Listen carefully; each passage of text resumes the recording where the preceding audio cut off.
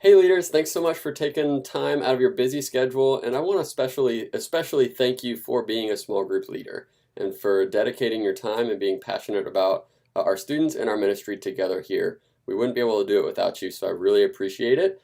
This week we are diving into week one of a new series called The Silver Lining, and this is a lot about families, and it's recognizing that none of our families are perfect, that families have embarrassed us at some point or another. Families have quirks or different dark sides, and oftentimes we wonder, how in the world did we end up with our families, and what do we do in those situations? And when they originally wrote this series, my hunch is that they wrote it to be specific about families at home and how do we deal with our home families and that sort of thing. I want us to expand that for this series, that every time we talk about families, let's think about our church families, our school families, work families, and our families at home, that these principles can cross over into every avenue of where we would feel connected to families like that. And the series is called Silver Lining because you've probably heard somebody say, every cloud has a silver lining. And that means that in every storm, with every difficult situation, every cloud, there's something good that can come through it. Now, that's a nice saying, but sometimes it's really hard to find the silver lining in our families. Our go-to responses usually are one of three things.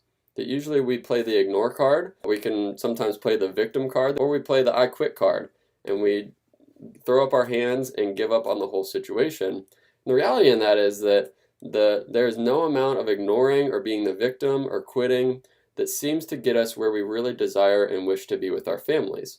And often our go-to response sometimes just makes things worse. So we're looking at scripture and looking at Jesus's life and wisdom that God brings to the table for this through a couple of different families in scripture. And the idea of a silver lining is all throughout the Bible, that when it comes to dysfunctional families, the Bible is full of them. This week we're looking at the story of Joseph in Genesis, and that's found in chapters 37 through 45. And that's a really big chunk of scripture. We're not going to read that on Sunday night. We're going to be jumping around a little bit, but I encourage you this week to take some time and read through that as a full story from chapter 37 to 45 to get the whole story of Joseph. Some of the big points that you can be aware of and some of the background behind the story of Joseph. Joseph was a favorite in his family. His parents loved him the best, they gave him the most things, and his brothers really hated him for that. And so the story starts out in chapter 37 with that kind of tone, and it moves on to one day his brothers saw him in the field, tending the sheep or working the fields in some way, and they decided, we're going to kill him. And instead of killing them, one of the brothers spoke up and said, well, why don't we sell him into slavery? That way we get a little money for him, and we don't have to be as gruesome as killing our brother. So that's just what they did.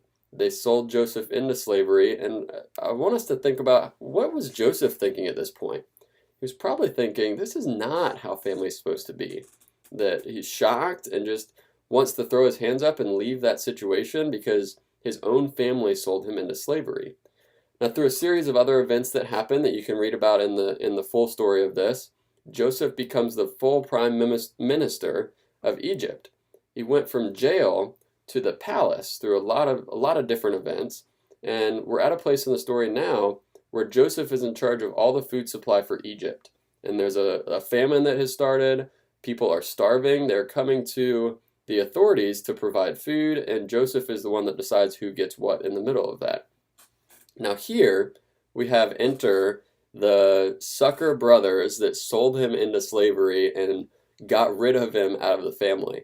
And so I want us to really focus on Joseph's response in this, that Joseph really, my hunch would have been to respond with, I'm not feeding you, you sold me into slavery. But Joseph has a very different response that is really the bottom line of what we want to get at this Sunday night. And it's from Genesis chapter 45. It goes, come close to me. And when they had done so, Joseph said, I am your brother, the one you sold into Egypt. And now do not be distressed and do not be angry with yourselves for selling me here, because it was to save lives that God sent me ahead of you. Now, can you imagine that Joseph responded that way? It's incredible the way that Joseph saw an opportunity to change the way that he responded. He goes on and he says, so then it was not you who sent me here, but it was God. Therefore, I will provide for you there, because 5 years of famine are still to come. Otherwise, you and your household and all who belong to you will become destitute. And instead of hating them or quitting on them, Joseph knew that even though he was not in the best situation, even though his family really sucker punched him, instead of quitting or turning and reacting in a way that we think he would have, Joseph realized that when his family didn't act great, he still could respond in a great way. Joseph found the silver lining and loved his brothers despite how broken and dysfunctional and how much they did not listen to him in those moments. So we have two real big takeaways this week. The first one is that we can find compassion. That when God sees you, God doesn't just see you there, or God doesn't see your family's dysfunction. God chooses to see you with compassion. He doesn't see you as the sum of your mistakes or your family's mistakes. God sees us as people and people that he loves. And the other part of this is that we build character through finding the silver lining in things, that character matters to God. And family, even dysfunctional families, can teach us to share time and space. They can teach us how to put others above ourselves. They can teach us how to handle conflict and how to be with people that are totally different than us. So the bottom line this week is your family may not act great, but you can still respond in a great way. So I hope that challenges us. We're going to build on that for the next couple of weeks.